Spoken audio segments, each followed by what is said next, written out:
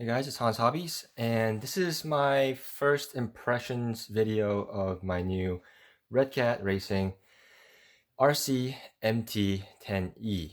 Now, I had originally filmed a long 30-minute unboxing video where I pulled it out of the box, showed you around the box, all that.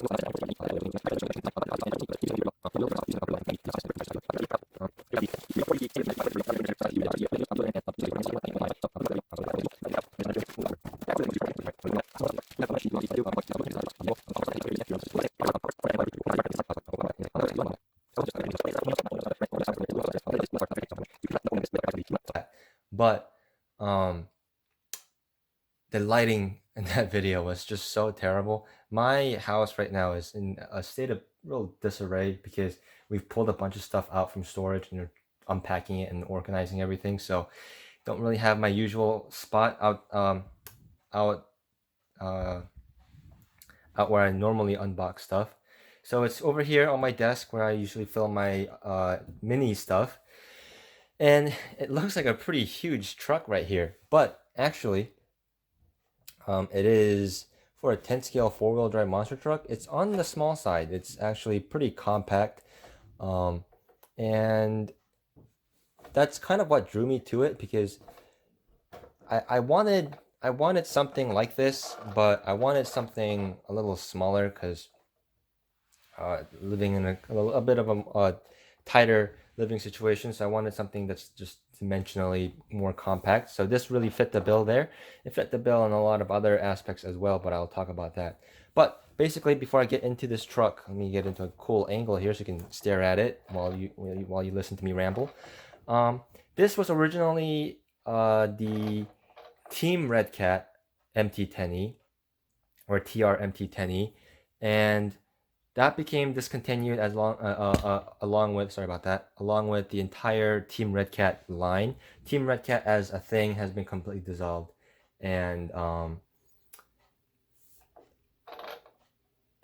the reason for that, I suspect, is because the SC10E, which is the short course version of this, that vehicle came under litigation by Traxxas, of course, because they're the ones suing everyone at the moment. Because they said it was too similar or a copy of or whatever like that of their slash 4x4. So unfortunately, that car got pulled, and then along with that, since the Team Redcat line only had three vehicles, I believe it was this one, the short course truck, and then 8 scale monster truck. They basically discontinued the whole thing and pulled all the vehicles out. And it seems like with the RC MT10E, they're slowly reintroducing some of those trucks back into the market as just a Redcat vehicle. So it's technically a different product, but honestly, it's the same. Also, this is also the same as the Team Magic E5 monster truck. Team Magic is more well known overseas, like in Australia and in Asian countries and Europe and stuff. Because they are a Taiwanese company, and Team Magic really doesn't really have a market standing here. And they don't really have any part support here. I don't know basically any hobby shop that really carries Team Magic stuff. Honestly have never even heard of Team Magic until I've heard of the Team Redcat stuff. So it was news to me. It's the exact same truck. The only thing that Redcat went and changed is the body. That's basically it. And then they put their brand and logo on some of the other stuff. But that's essentially all they did. The Team Magic version will come with a black, like more of a Chevy Silverado-esque looking body. The Redcat version here, you can see it has a bright green, kind of has like a Ram truck look to it. The original Team Redcat versions, they came with an orange body, which also looked fantastic, and they had like a gunmetal version, which also looked pretty good. But I honestly like this version better. The gunmetal one would be the cooler color, I think. But the lime green here looks pretty good also. For a lot of these RC cars, it's really nice to have bright colors because it makes it easier to see on the track and while it's driving around. It's really a lot easier to see bright colors. So I appreciate that. Um, I also like the updated headlights and grill detail they did to this version, because the original version, the Team Redcat stuff, basically all the Team Redcat stuff, uh, they had eyes. They like basically had eyes, and it was like a red thing here, like a headlight detail here, but it had like a red ring around the headlight, and then like a little like a cat pupil on it, and then the grill looked like teeth. It looked kind of weird to me. I wasn't a big fan of that look. So if they would bring back the other colored bodies of this, but then put these lights on it, I think that would be fantastic. The old bodies are still available through Redcat and whoever else has it, but they are pretty expensive. They're like $60 for the body, which I don't think it's worth it. At that point, you're just better off buying like a Proline body and painting it up yourself, or even just like a whatever else. I don't know, some other body. I wouldn't pay $60 for a Lexan stock body, I don't think. But with all that rambling aside, let's actually get into the truck and dig into this thing. 5 minutes in. First thing, before we take the body off, so when you take it out of the box, the wheels and tires are not installed, so you do have to put those on yourself. The nuts are the standard 7mm hex wheel nuts, but they are slightly different in design. They're not actually lock nuts. They are just flanged serrated nuts. So it's similar to style as the ground pounder, but 7mm instead of being 8mm. So that's something to note. And then the wheels and tires here, the tires are very grippy. I really like the feel of these tires. The tread pattern, I think, looks pretty cool. It's kind of weird though. It's like a wrench pattern here, but it does look pretty decently cool for being an RC car, I think. And it's a pretty aggressive tread as well. And the soft tire compound, I think these tires are going to perform pretty well. The wheels also look pretty good. The wheels and tires are also not changed from the Team Magic version, the E5.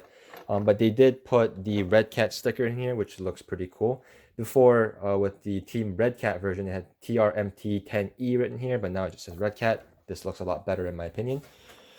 And then the body, obviously, like we went over, lime green. Still have the same graphics on it though. It's just they changed the headlight stickers and stuff. In the back here, we have a huge adjustable wheelie bar with a ball bearing, huge wheel back here, so that's pretty cool. It is also adjustable, so you can lower it a little bit. Huge cutout for the wheelie bar, of course. And then new logos and stuff right here in the tailgate. Just looks pretty good overall. Unlike a lot of RC monster truck bodies, the bed is actually somewhat has depth to it. I can't really see it. Let me see if we can. It's really hard to maneuver this in this small area, but you can see there's a decent amount of depth to this. But sorry about that. There's a decent amount of depth to this. They even have like wheel wells out here. They're comically small, but they do have it.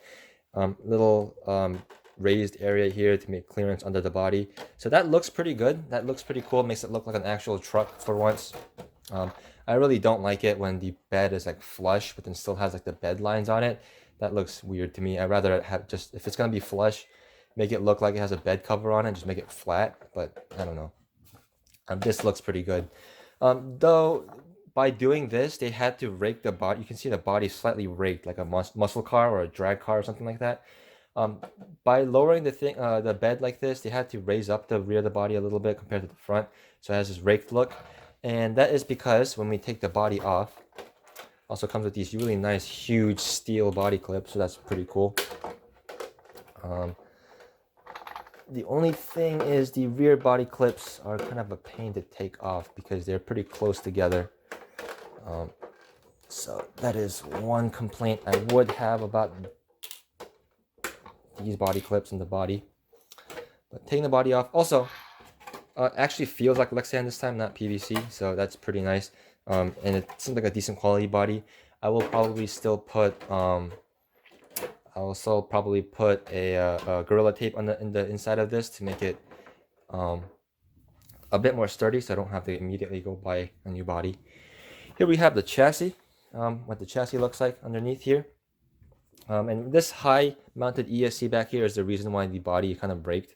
You can raise the rear body post or just raise the front body post to make it a little level. But I'm gonna leave it mostly alone for right now. The chassis itself is like a square tub. Let me raise this a little bit. It's like a square tub, and immediately a complaint I had about the bottom of it is there's a lot of right angles at the bottom of this, which is unfortunate. The skid plates for the diff cover here, the diff housing here, this rear skid plate and this front skid plate are actually just bolted on to the top of them, and they're not flush with the rest of the chassis. I wish it was flush with this red part at least, but it's not. There's like an edge, like a right angle edge here, another square edge here, which is definitely going to catch on rocks and stuff or any other pieces of random bitumen and terrain. So that's a bit unfortunate. You probably want a skid plate piece for this. Redcat does make a aluminum skid plate piece that kind of goes over this, so it doesn't. It'll slide over a little bit easier. So that's something I might suggest you get, because this is definitely gonna catch, and that's not good. But while we're under here, you can see everything else is pretty nice. Nice little red brace pieces here to tie the front and rear halves together. And the front and rear halves, kind of like the Redcat landslide I reviewed earlier, they're identical. The arms are interchangeable front and rear, which is cool. What is interesting is it does have two shock mount positions, and one of the shock mounts are here, which is normal, but then it also has a shock mount here, like at an angle. So that's a little weird. So I don't know what that's about. I don't know if you can flip the arms around and make have a different mounting position for that. I don't know, but that's something I noticed. That's a little bit weird. The arms and all the plastic though does feel quality. It doesn't feel cheap or anything. So hopefully they'll stand up to abuse.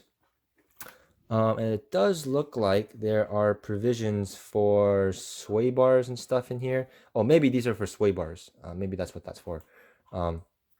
Also looks like they have droop screws down here, which is also very cool. A lot of adjustment here. And this car, speaking of droop, has a decent amount of droop. When you lift it up, you can see how much I have to actually lift up the car or the truck before the tires actually leave the ground. So that's very good suspension-wise.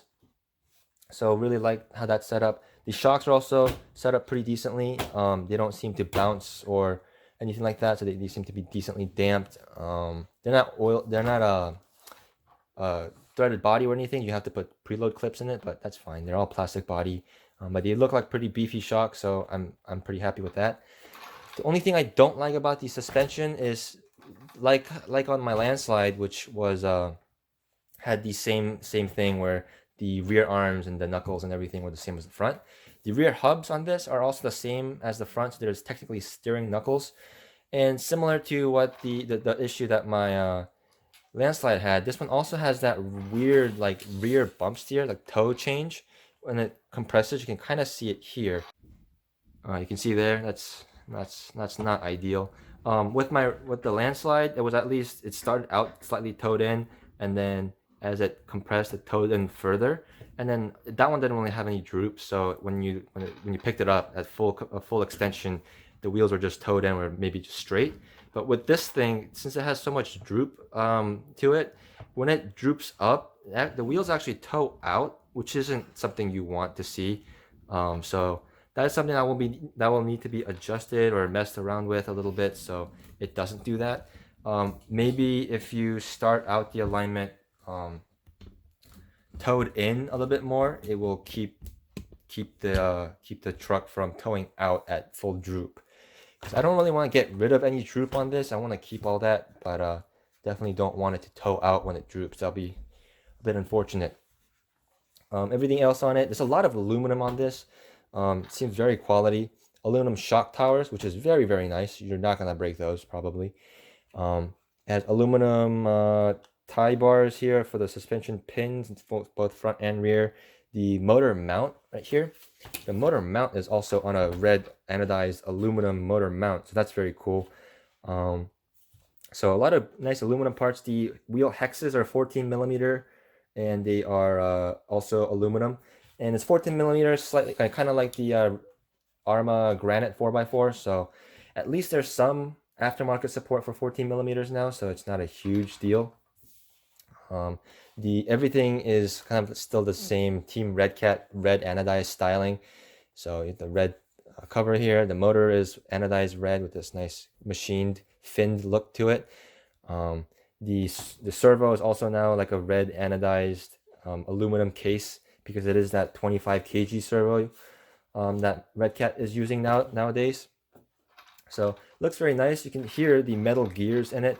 It has a full steel pinion gear in the center here, but unfortunately there's no slipper clutch or center diff or anything like that. It's just a steel spool. And the issue with that is if you want to do like backflips or something like that, or like you drive on mostly really, really loose terrain, that's fine. But drive on anything with a bit more traction and you land on just the front wheels or the rear wheels or something like that, you're going to end up shearing off or breaking the drive cups for the center here. The center drive shaft that goes in here. There's a short drive shaft that goes here, and a longer one up here. You're gonna break off that drive cup, especially on 3S power, which this can be run on up to 3S power. So either upgrade that to the center diff that they have available if you're gonna run on 3S, or just run on 2S, and hopefully that will stand up.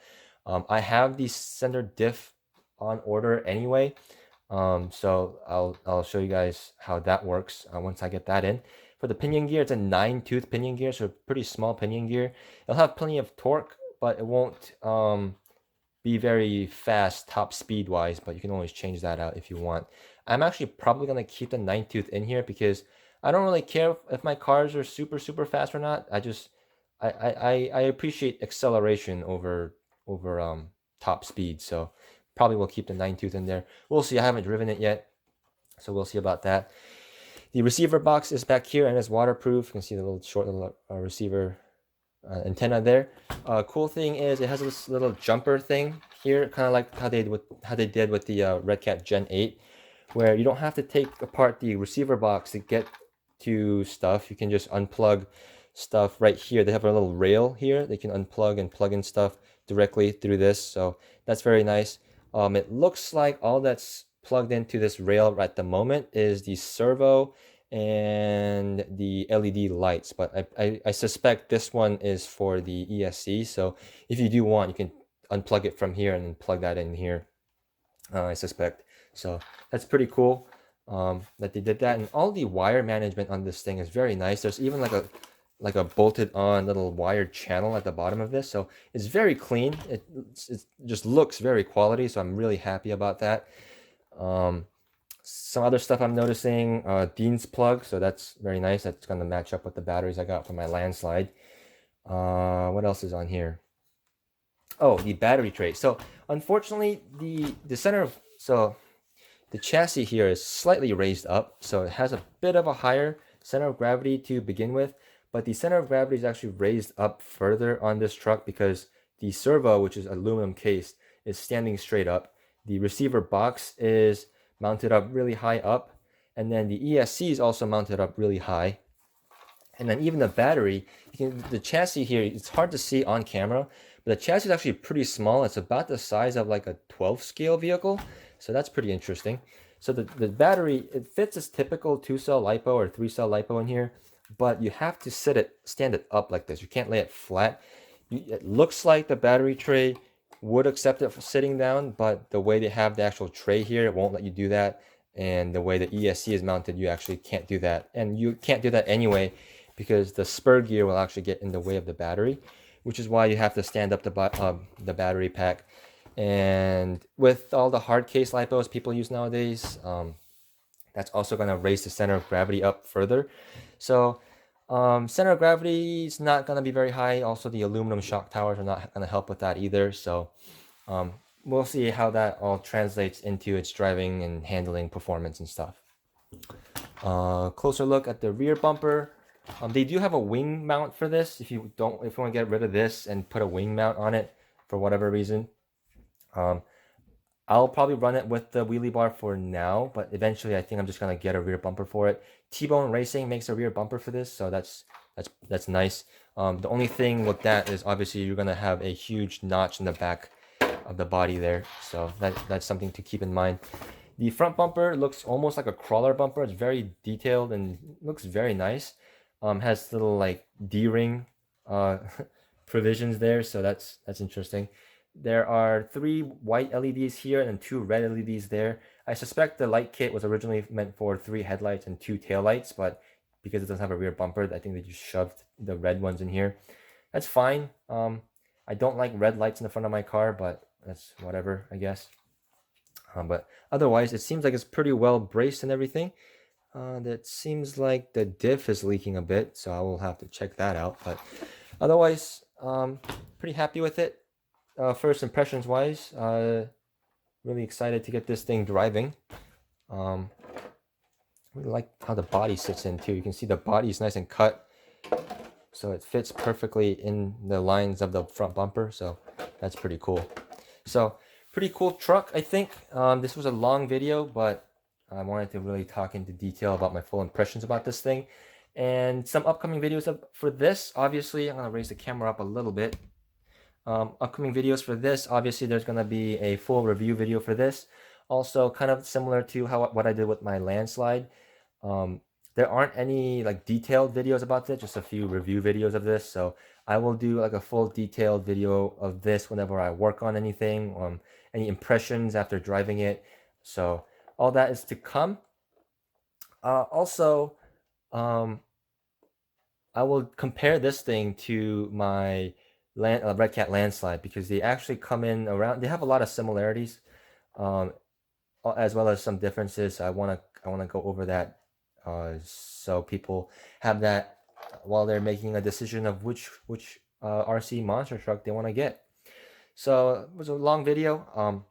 I will cut in at the end of this a size comparison with my ECX circuit, so which is more of a typical 10 scale monster truck dimension. So I'll cut that in to kind of show you that this is a bit more of a compact dimension truck.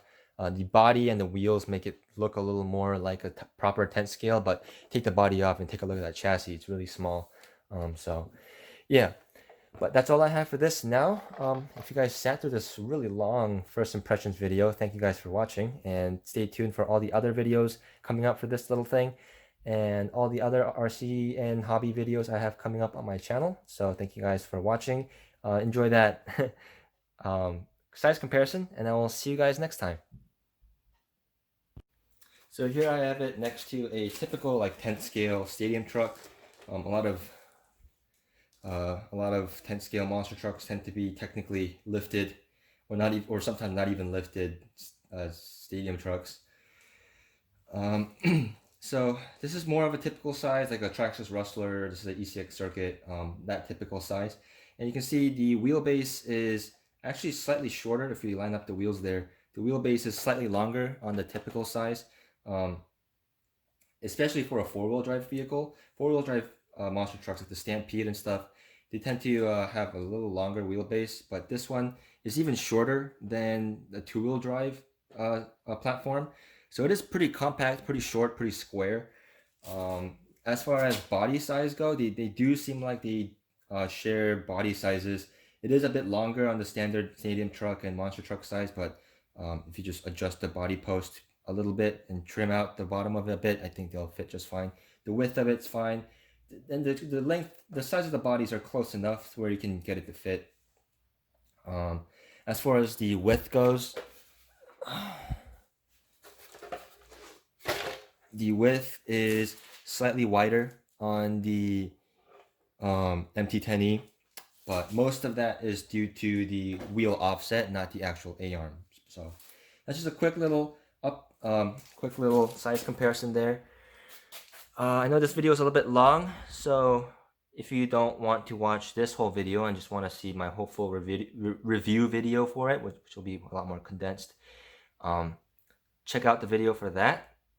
And again, like my landslide, there's not a lot of, it has a decent fan base, but it doesn't have a lot of attention online compared to some of the other trucks. So I will be doing a similar format like I did with my landslide, where I just do update videos while I'm testing it and like kind of give you my impressions of it as I test it. So for now, this is it. When the weather gets a little bit better, I'll take this out and run it through its paces. So for now, thank you guys so much for watching. If you guys want to see the review for this or any of my other stuff, you can always subscribe, comment down below, give me all that good YouTube shenanigans, and I will see you guys next time.